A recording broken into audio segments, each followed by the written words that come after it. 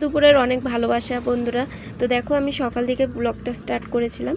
তো দেখো আমি ঠাকুরের পূজা টুজা দিয়ে নিয়েছি চটপট করে। আগে আমি সকালে উঠি ঠাকুরের ছান করে পূজাটা দিয়ে নিই, বাসি কাম ছেড়ে। পুজো দিলে না সারাদিন মনটাও ফ্রেশ থাকে, ভালো লাগে।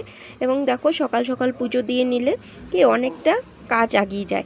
এটাই হলো আমাদের কাজ, সবচেয়ে বড় কাজ। এটা হলো আমাদের গুরুদেব।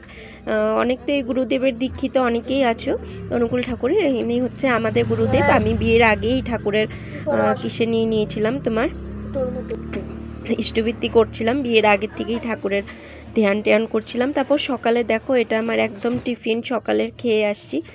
তারপর রান্না তো থাকবেই। রান্না বসিয়ে দিয়েছি, ডাল করেছি, ডালের সঙ্গে মাছ করেছি, তোমার বোয়াল মাছ করেছিলাম, তারপর পালং শাক করেছিলাম, তারপর ফুলকপি ভাজা করেছিলাম, অনেক কিছুই করেছিলাম। না করলে তো হয় না। আর আমি যদি থাকি না, এটা সানডের ব্লগ, সামনের সানডে যে গেছে তখনকার এটা ব্লগ।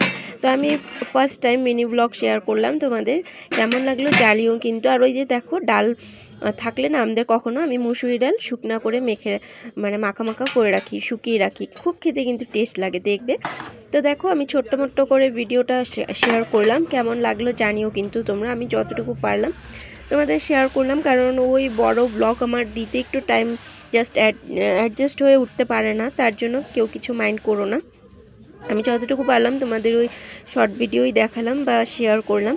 আর দেখো রান্নাঘর না মুছলে হয়? রান্না টান্না যখন করেছি, আমি রান্নাঘর মুছি, যখনই আমি রান্না করি রান্নাঘর না মুছলে হয় না। তো আমার এই ছোট্ট মিনি ব্লগটা কেমন লাগলো তোমরা কিন্তু জানিও। আশা করছি সবার ভালো লাগবে। ভালো লাগলে পাশে থেকেও সাবস্ক্রাইব করো।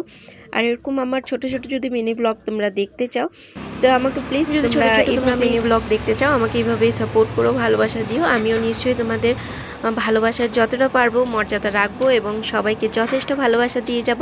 এবং দেখো কাপড় টাপড় উঠিয়ে নিলাম, বিকাল করে তো আমি ওই দোকান যাব। আর এত কড়া রৌদ্র দিয়েছিল, সব কাপড় শুকিয়ে গেছে। যতগুলি কাপড় ধুয়ে দেওয়া হয়েছিল, বেশিরভাগ তো এই মেয়েরই কাপড়, আমার এত একটা হয় না। মেয়ের আর হাজব্যান্ডেরই কাপড় হয়, আমার খুব একটা হয় না। আমি যখন এটা তখন ধুয়ে রাখি, তার জন্য খুব একটা আমার কাপড় বের হয় না। তো অনেকটা কাম আছে।